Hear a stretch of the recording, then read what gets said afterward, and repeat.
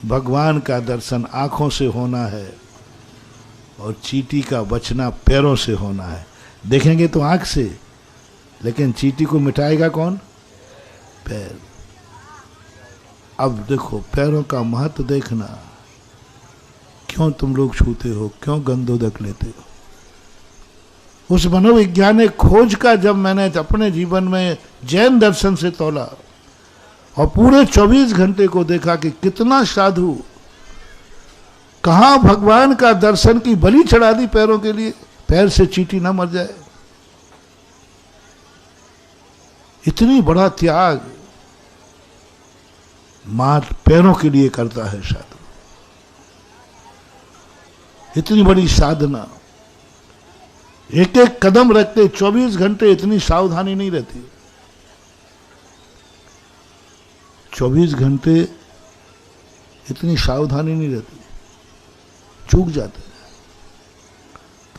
सामायिक में भी सावधानी नहीं रहती, मन बाहर चला जाता है।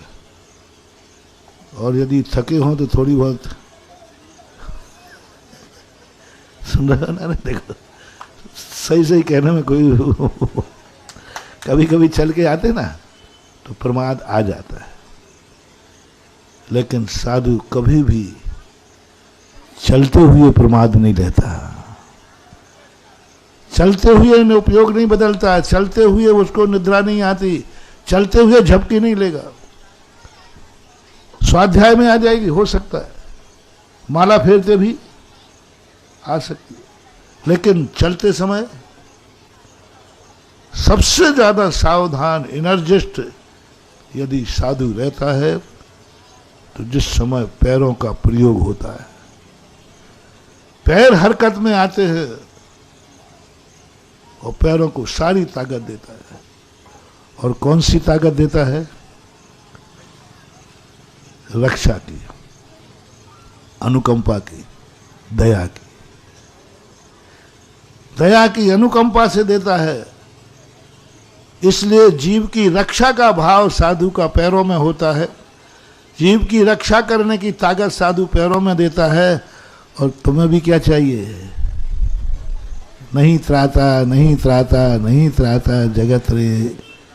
हे भगवान, हमारे भी जीवन की रक्षा हो, इसलिए तुम लोग पैरों का गंदोदक लेते हो, बनिया कहीं के हाथों का नहीं लेते। पैरों के सिर का नहीं लोगे, हाथों का नहीं लोगे, हृदय का नहीं लोगे। किसका चाहिए? क्योंकि वही रक्षा करने वाला है। एनर्जी सारी वहां भेज दी। जिनेंद्र भगवान के पैर में ताकत नहीं है। मुनि महाराज के पैर की बात कर रहा हूं। इसलिए मुनि महाराज का मस्तकाभिषेक नहीं करते। करते हो? हस्ताभिषेक नहीं करते, पूरे शरीर का भी अभिषेक नहीं करते, मात्र करते हैं पैरों का। भगवान का क्यों? भगवान के पैरों में दम नहीं होती। भगवान का शरीर उपयोग पैरों में नहीं होता, क्योंकि उनके पैर से कोई जीव मरता ही नहीं है।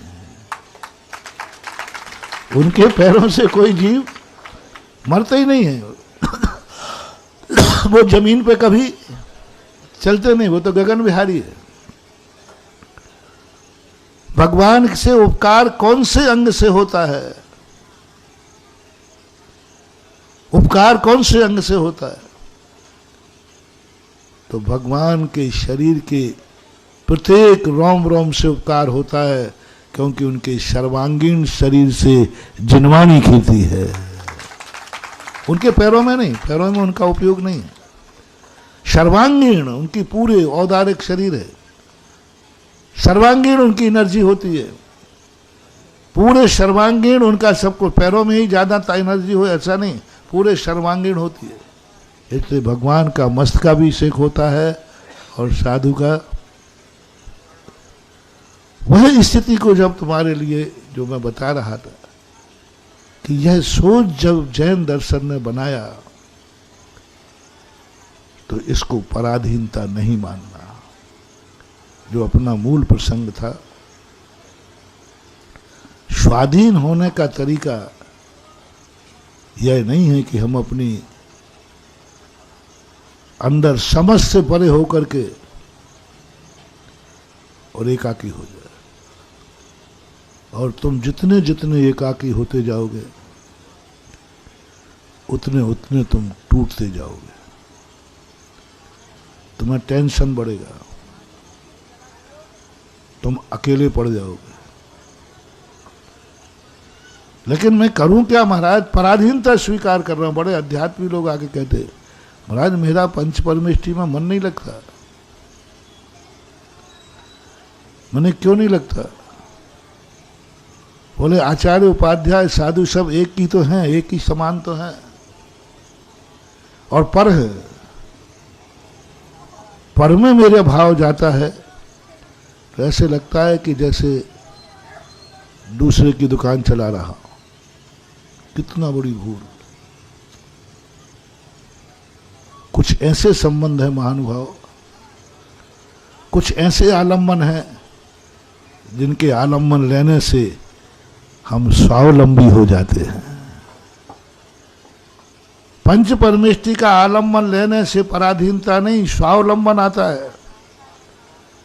गार्जियन का आलम्बन लेने से, गार्जियन के चरणों में झुकने से पराधीनता नहीं आती है, स्वावलंबन की जागृति, शक्तियां जागती हैं। और उन शक्तियों में एक छोटा सा उदाहरण देकर के कि जब व्यक्ति को, जैसे आपका दीपक है, बाती घी सब आपका है, लेकिन माचिस की काड़ी का आलम्बन लेने से तुम पराधीन होगे कि स्वावलंबी होगे? माचिस की काड़ी का आलम्बन लेना है और माचिस पर है और कहना नहीं मैं पर का आलम्बन तो नहीं लूंगा क्योंकि वहां पराधीनता है। वो नहीं जान पा रहा, माचिस की काड़ी का आलम्बन थोड़ा सा ले लो और आलम्बन लेकर के अपना दीप जला लो। आलम्बन एक क्षण का था, स्वावलंबन कब तक है? दीपक कब तक जलेगा? अब वो कितनी देर के लिए आलम्बन लिया? माचिस की काड़ी कितनी देर?